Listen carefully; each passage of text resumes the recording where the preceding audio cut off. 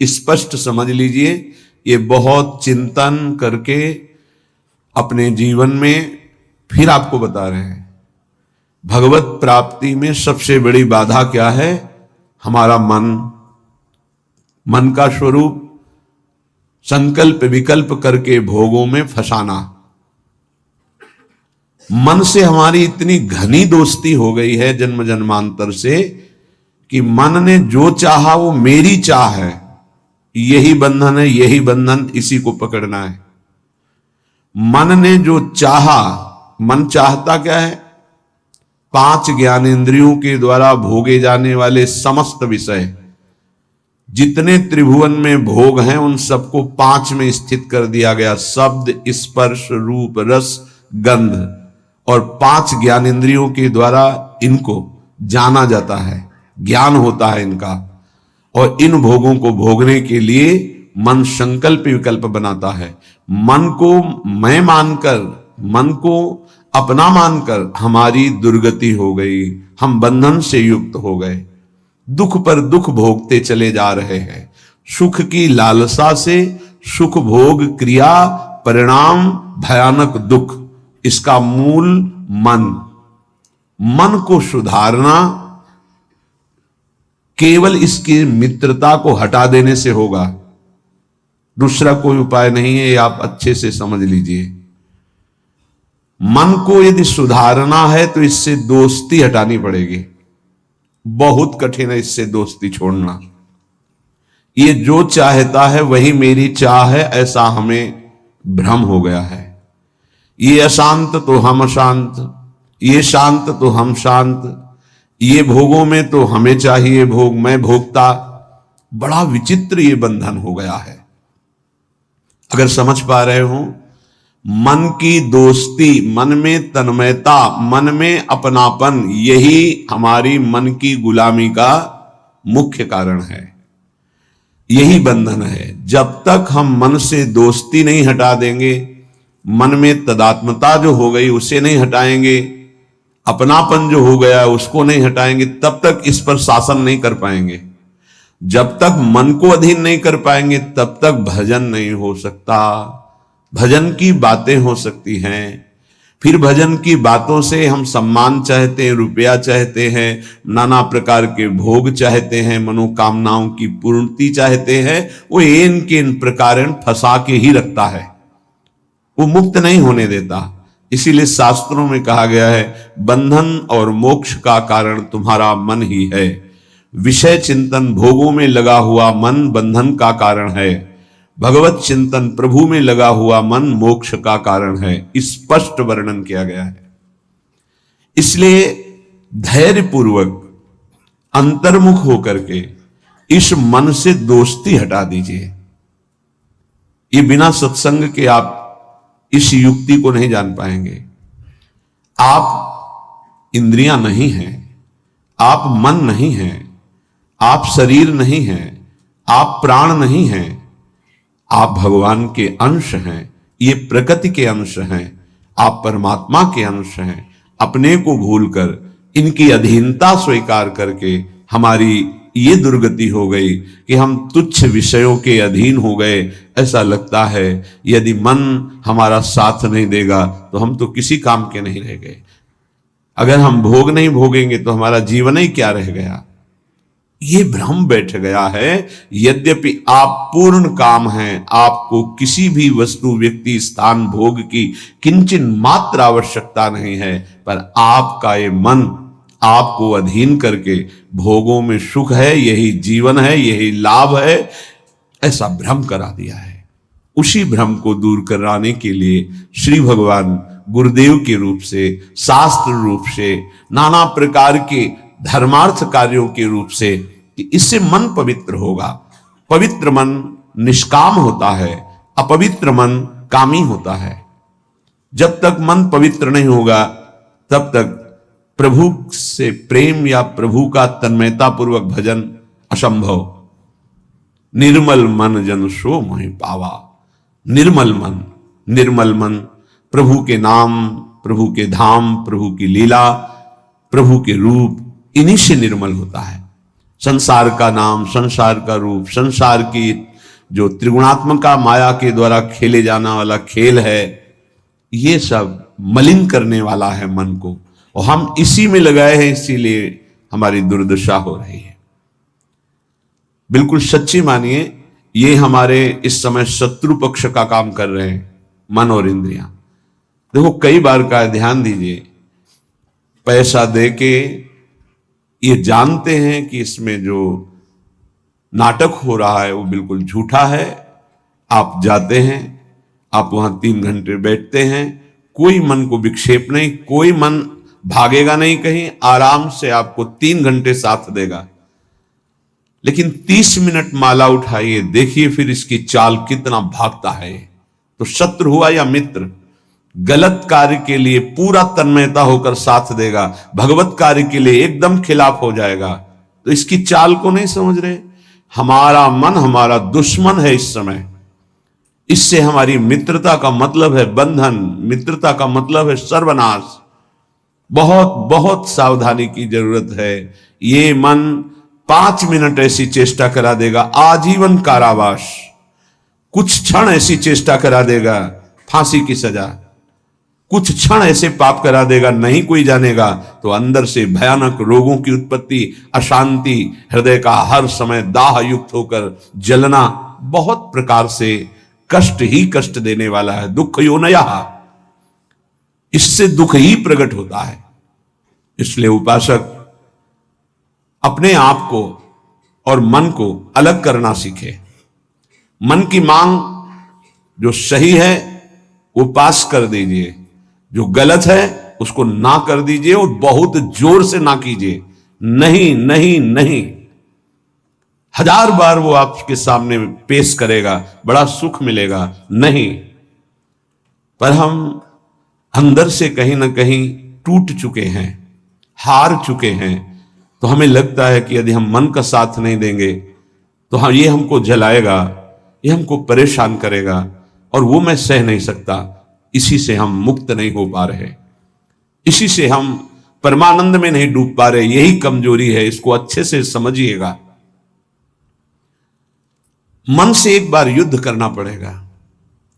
यदि इतना सत्संग के द्वारा हम विवेक प्राप्त कर ले कि ये मैं नहीं हूं, मन ये मेरा नहीं है, मन प्रकृति का अंश है, बस फिर तो आप लड़ सकते हैं। और जब मेरा मन, तो आपकी सामर्थ्य नहीं कि ना बोल सकें। जबान से ना बोलेंगे, कदम वहीं चलेंगे जिधर मन ले जाएगा। ये बड़ा सूक्ष्म विषय, इसको समझ लीजिए। सब का सब पूरा अध्यात्म इसी बात पर टिका हुआ है। अगर मन निर्मल तो भगवत साक्षात्कार, मन निर्मल तो स्वरूप स्थित, मन मलिन तो दुर्गति। सारी साधना का फल मन को शांत कर लेना, निर्मल कर लेना, मन को अपने शासन में ले आना। पर यह तभी होगा जब इससे दोस्ती हटाएं। यहां दोस्ती क्या, मन की मांग मतलब मेरी मांग, मेरी मांग मतलब अब पूर्ण ही होना चाहिए, कुछ भी हो। इसी से पापाचरण बनते हैं और मन मलिन हो जाता है, हम और मन के अधीन हो जाते हैं। वो हमें और ऐसी स्थिति ले आता है कि मेरे से कहां भजन साधन, और पूरा जीवन व्यर्थ हो जाता है। श्रीपाद प्रबोधानंद जी महाराज कहते हैं, जागर्ति दुंदभिरवः परमोत्र राधा वृंदावने वन इति प्रकटः पुराणे तस्या विधेयमसमूर्ध महानुरागमूर्तेस्तदंगनमपोहे हरिं क्व पश्ये। हे भाई, मेरी बात सुनो और जाग जाओ। ये मोह निद्रा में तुम सो करके अपने जीवन को नष्ट कर रहे हो। क्या सोना है? ये मेरी पत्नी, मेरा पुत्र, मेरा मकान, मेरी संपत्ति, और इतना एकत्रित कर लिया है, अब और आगे इतना एकत्रित करूंगा, ये भोग लिया है, आगे ये भोग लूंगा, ऐसा ऐसा। ये स्वप्न चल रहा है। मोह निशा सब सोवनिहारा, देखें स्वप्न अनेक प्रकारा। अब इस स्वप्न में इतना लंबा स्वप्न है कि हम ये जान ही नहीं पा रहे हैं कि हमको यहां से जाना है, कुछ नहीं ले जाना है। हम आए किस लिए हैं, कर क्या रहे हैं, करना क्या है, इसका समाधान ही नहीं हो पाया। बस चलता जा रहा है, दूसरे को दाह संस्कार करके शौकाता है, समझाता है दूसरों को, खुद नहीं समझता कि यही दशा मेरे शरीर की होने वाली है। फिर इसके बाद कोई नवीन शरीर मिलेगा जिसमें हम साधना नहीं कर सकते, जिसमें हम बंधन से मुक्त नहीं हो सकते। इसलिए जागो, प्रभु की प्राप्ति ही जगना है। जहां तुम्हारे हृदय में भाव आया कि मुझे इस जन्म में भगवत साक्षात्कार करना है, जीवन मुक्त होना है, जगना प्रारंभ हो गया। अगर ये चाह नहीं आई तो सो रहा है, चाहे कोई भी हो। 18 पुराण कंठस्थ हो, चारों वेद कंठस्थ हो, लेकिन लक्ष्य भगवत प्राप्ति नहीं है तो सोया हुआ है। जगा हुआ पुरुष वही माना जाता है। मोह का नाश होकर ज्ञान का प्रादुर्भाव हो जाना। होय विवेक मोह भ्रम भागा, तब सब विषय विलास विरागा। जगा हुआ पुरुष जिसके हृदय में बात आ गई है, मुझे स्वरूप स्थित होना है, भगवत प्रेम प्राप्त करना है, भगवान से मिलना है, पक्का इस जन्म में मिलना है भगवान से, ये बात आ गई, वो जगा हुआ पुरुष है। तो ये बात जान लो कि भगवान कहां मिलेंगे। श्रीपाद कहें, ये हम डंके की चोट से कहते हैं कि हमारी लाडली जू परम पावन वृंदावन धाम में अभी इसी क्षण लीला परायण है। राधा वृंदावने वन इति प्रकटः पुराणे, बहुत से शास्त्रों में ऐसा वर्णन, गर्ग संहिता देख लीजिए, पाताल खंड में ब्रह्म वैवर्त पुराण में बहुत सुंदर वर्णन है, जगह जगह वर्णन है। तो जहां हमारी किशोरी जो है वहीं प्रभु विराजमान है।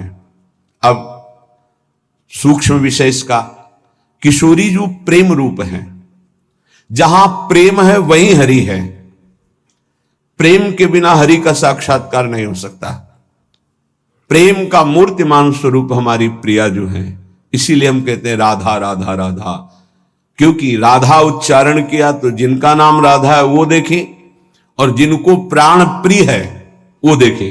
प्राण प्रिय है हरि को, हरि रसना राधा राधा रट, स्वयं हरि जो राधा राधा रटते हैं, और किशोरी जो प्रिया प्रीतम दोनों हमारी तरफ देखेंगे राधा उच्चारण से।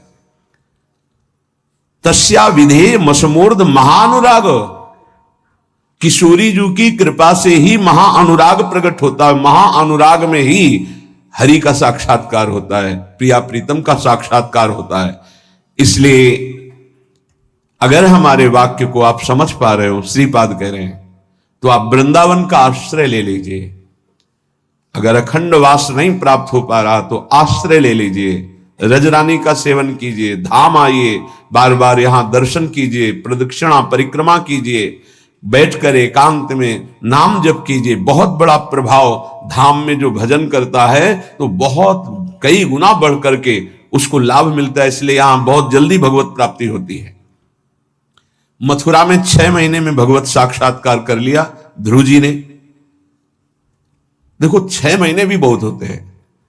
अगर व्याकुलता बढ़ जाए, तन्मयता हो जाए, तो 6 मिनट में भगवान साक्षात्कार करा दें।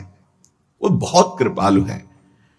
मिलंति चिंता मणिकोटि कोट्या, अब ये बात समझनी है। स्वयं बहिर्दृष्टि मुपैति वा हरिः, तथापि वृंदावन धूलि धूसरम न देहमन्यत्र कदापि आतुमे। एक तरफ हरि है, एक तरफ करोड़ करोड़ प्रकार के सब भोग सामग्री, महान रत्न, रुपया, पैसा, सोना चांदी, सब वैभव है। अब अगर पूछा जाए मन से कि किधर कदम बढ़ाओगे, तो इधर ही कदम बढ़ेगा, हरि की तरफ नहीं। बातें केवल हरि की होंगी, हरि की तरफ कदम नहीं। बहुत विचित्र माया है, बहुत विचित्र माया। देखो ना, मन समझा रहा है अभी भोग लो, हरि तो आगे मिल ही जाएंगे। आगे कब कब आगे मिल जाएंगे? कितने दिन की आयु है?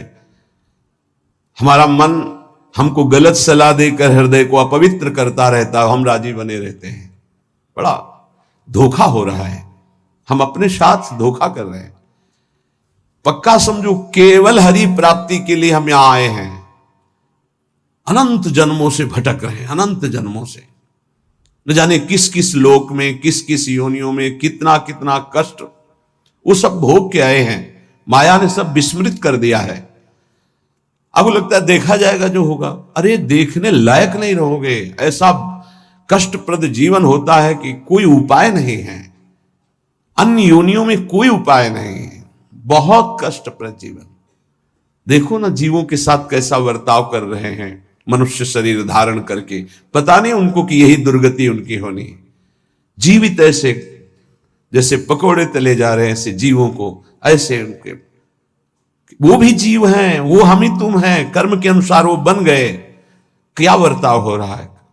वैसे भी जंगल में नाना प्रकार के कष्ट अन्य जीवों को प्राप्त होते हैं। अगर कांटा लग गया तो आप निकाल सकते हो, वो नहीं निकाल सकते।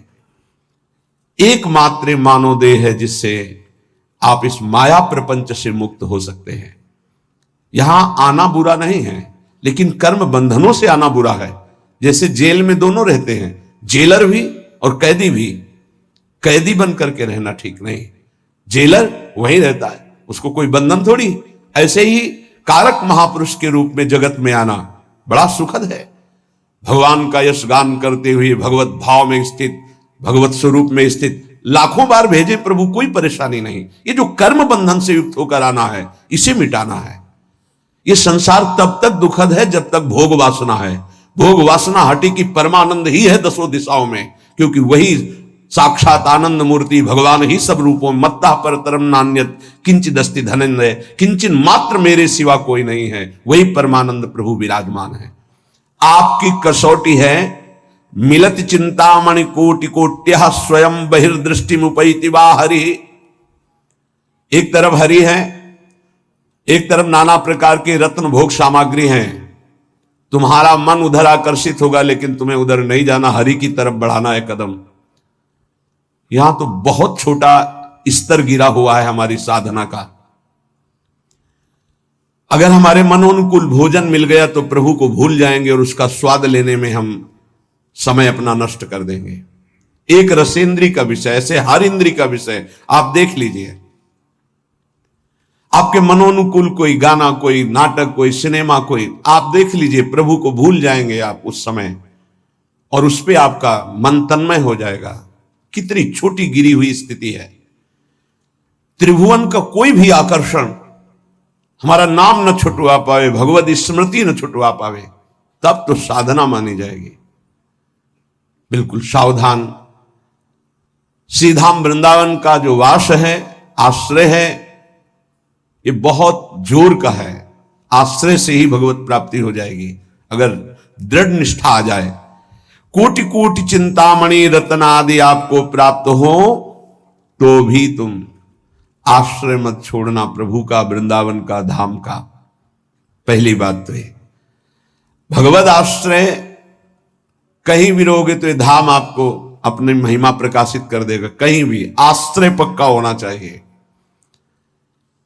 आश्रित हृदय वृंदावन का कैसा होता है कि जहां उसको अपने व्यवहार कार्य से फुर्सत मिली भागा, जैसे कोई अपने घर को भागता है छुट्टी मिलने पर, ऐसे श्रीधाम भाग के आया। उसे कोई कहे अमुक जगह चलो, बहुत सुंदर वहां शोभा है प्रकृति की, वो नहीं जाएगा।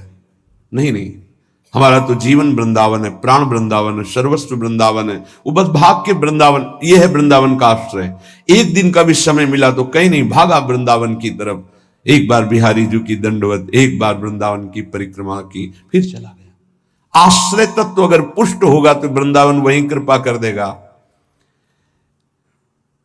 एक बात और बड़ी जोर की कह रहे हैं कि जिनको वृंदावन वास मिल गया है उनके लिए खास बात। यदि आपको अखंड वृंदावन वास मिल गया है तो अब बहिर्दृष्टि मुपैति वा हरि, हरि भी वृंदावन की सीमा के बाहर आपको बुला रहे हो तो मत जाना। जैसा श्रीपाद श्लोक में लिख रहे हैं, श्री भट्ट देवाचार्य जी उसे पद में लिख रहे हैं, विपिन राज सीमा के बाहर हरिहू को न निहार, रे मन वृंदा विपिन निहार। यद्यपि मिले कोटि चिंतामणि तऊ न हाथ पसार। बिल्कुल उसी की टीका है मानो। जय श्री भट्ट धूलि धूसरतन ये आशा और तथापि वृंदावन धूलि धूसरम न देह मन्यत्र कदापि आतु में। वृंदावन की रज से सना हुआ हमारा शरीर और अंतिम श्वास यही पूरी हो राधा, वो बात बन गई जो बड़ी बड़ी साधना से नहीं बनती, बड़ी बड़ी साधना से। अंदर की खास बात है अपने को भूल जाना और प्रभु के चिंतन में तन्मय हो जाना, यह भक्ति का लक्षण है। सब कुछ भूल जाना, अपने स्वरूप में स्थित हो जाना, यह ज्ञान का है। इसके अलावा भगवान की माया का प्रभाव है। बड़ी विडंबना है, भगवान की कृपा से जब कोई साधन बनता है तो हम भगवान की कृपा ना कह करके, भगवान की कृपा ना मान करके हम उसमें अपना अहम आरोपित कर लेते हैं। इसलिए हमारी साधना बाधित हो जाती है और हम विक्षिप्त हो जाते हैं, विक्षेप पड़ जाता है साधना में। किसी के मुख से सुन रहे थे कि मैं केवल प्रवचन नहीं कर रहा हूं, इतना समय हो गया ये नहीं खाया, ये नहीं पिया, ऐसा ये त्याग। अरे ये सब देहाभिमान के अंतर्गत है, इसका कोई महत्व नहीं है। मछली जल में रह करके पूरा जीवन व्यतीत करती है केवल जल पी करके, केचुआ केवल मिट्टी खा के रहता है, कितने पंछी केवल फल खा के रहते हैं। क्या भगवत प्राप्ति हो जाती है क्या? ये साधन देह विस्मृत करने के लिए है कि जो कुछ मिला थोड़ा डाल दिया, बस नाम चिंतन, भगवत चिंतन। चिंतन इस बात का कि एक एक दिन हम प्लस जोड़ रहे हैं कि ये नहीं खाया, ये नहीं पिया, ये नहीं त्याग, ये तो प्राकृतिक क्रिया है, इसका कोई महत्व है क्या? देह धर्म से युक्त होकर, देहाभिमान से युक्त होकर ऐसी चेष्टाओं में साधक उन्नति नहीं प्राप्त करता, गर्व करता है और पतन हो जाता है। महाराज ययाति का सुकृत नष्ट नहीं हो रहा था, बड़े समय से उत्तम लोकों में विमानों से घूम रहे थे। देवराज इंद्र ने एक बार उनको बुलाया, महाराज आपने कौन सा सुकृत किया कि आपके दिव्य लोक सुरक्षित हैं, अर्थात आपका पतन नहीं हो रहा, आपके पुण्य नष्ट नहीं हो रहे। तो सभा में जब ऐसा पूछा तो अहम उदित हो गया। महाभारत में भगवान व्यासदेव जी वर्णन करते हैं, उन्होंने कहा ना कोई ऐसा हुआ है, ना आगे होगा। जैसा मैंने दान किया तप किया, सुकृत किए, बस ऐसा निकलना था कि सारे सुकृत भस्म हो गए। देवराज इंद्र ने कहा विश्व के समस्त ऋषियों का, महात्माओं का, धर्मात्माओं का आपने अपमान कर दिया, आप भ्रष्ट हो जाए। उसी समय सर के बल नीचे ऐसे मृत्युलोक की तरफ आने लगे। तब उन्होंने आर्त भाव से कहा गलती हो गई हमसे, हमारी अंतिम प्रार्थना, जा तो रहा हूं नीचे के लोक में लेकिन महात्माओं के बीच में गिरूं। तो कुछ महात्मा ऐसे खड़े हुए, महाराज शिवी भी उसमें थे, भगवत चर्चा संभाषण कर रहे थे। देखा कोई तेजो में पतन की स्थिति से आ रहा है गिरता हुआ, तो ये कोई पुण्यात्मा है, रोक दिया अपने भजन बल से। जब ये जाना कि ये तो महाराज ययाति है, सारे सुकृत अपने दे दिए, तत्काल ऊपर से ऊपर चले गए। भजन का एक बल है, वो बल भगवान की कृपा से जुड़ा होना चाहिए। अगर अहम से जुड़ गया तो पतन होने में देर नहीं लगती। इस बात में साधक बहुत सावधान रहे। प्रायः ये अहम घूम करके ऐसे आ जाता, ऐसे शब्द साफ संतों की अवहेलना हो रही थी उनके मुख से, साफ संतों की। ऐसा कोई कर सकता है जैसा मैं कर रहा हूं? मैं कुछ नहीं है। ये खाना पीना, लेना देना, उठना बैठना, ये एक प्राकृतिक चेष्टाएं हैं। इनसे किसी की महात्मा स्थिति नहीं जानी जाती। महात्मा स्थिति हृदय की होती है, जो समस्त द्वंद्वों पर विजय प्राप्त कर चुका है, जो देहाभिमान रहित हो चुका है, जो तीनों शरीरों के राग का त्यागी, उसे महात्मा कहते हैं। बड़ा सूक्ष्म विषय अध्यात्म, इसीलिए कह रहे अध्यात्म को समझने की जिज्ञासा करने वाला कोई लाखों में एक होता है, और अध्यात्म की जिज्ञासा पूर्ण करने वाला कोई करोड़ों में एक होता है। आप शास्त्रों में पढ़ के देखिए, हजारों जन्मों की पुण्य एकत्रित होते तब मुमुक्षुता जागृत होती, मैं मुक्त होना चाहता हूं। अरे भगवान की कृपा से कोई साधन बन जाए तो धन्य हो जाओ कि भगवान ने साधना करवा दी। कृपयतु मयि वृंदारण्य राज्ञी मनाग, प्रति बहुल कृपारु स्नेह भाराद्रुदश्रु, फलतु तदनुकंपा कल्पवल्ली फलम त्वत्, भूतो मदिवसतिर्मे तत्प्रियाराम सीमनी। हे लाडली हम पर अतिशय कृपा कर दो, हे वृंदावनेश्वरी हम पर रीझ जाओ, ऐसी कृपा कर दो कि आपकी चरण चिन्हों से चिन्हित इस भूमि की सीमा से कभी बाहर ना जाऊं, ऐसी कृपा कर दो। हे करुणामयी कल्पलता स्वरूप, कल्पलता कल्पतरु, जो इच्छा करो वो प्राप्त। मेरी इच्छा यही है, ये इच्छा मेरी फलीभूत हो जाए कि मैं कभी वृंदावन की सीमा से बाहर न जाऊं। हे लाडली, यदि बाहर जाऊं तो आपका भरोसा केवल रहे हृदय में, आपके भरोसे से ही हम संसार प्रपंच के खेलों में फंसेंगे नहीं। महारानी जू, हे प्रियाजू, आप करुणामयी हम पर ऐसी कृपा कर दो कि पहली बात तो वृंदावन की सीमा के बाहर न जाऊं, दूसरी बात अगर बाहर सेवार्थ व्यवहार्थ तो हे लाडली आपके चरणों का दृढ़ भरोसा रहे। अगर श्री जी के चरणों का दृढ़ भरोसा है तो पतित नहीं हो सकता उपासक।